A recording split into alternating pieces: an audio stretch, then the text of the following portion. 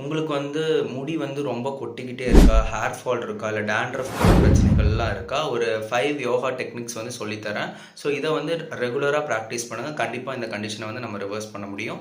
So first one வந்து பாலயம் யோகா அப்படின்னு ஒன்று இருக்குது. இது ஒன்றும் இல்லைங்க, ரொம்ப ஒரு சிம்பிளான டெக்னிக் தான். லைக் ஹேண்ட்ஸ் எப்படி வச்சுக்கோங்க, இந்த நெயில்ஸ் வந்து நல்லா ரப் பண்ணுங்கள். ஓகேவா?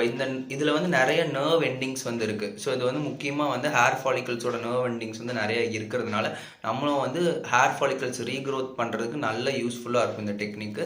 ஸோ இந்த டெக்னிக் வந்து ரெகுலராக ப்ராக்டிஸ் பண்ணுங்கள்.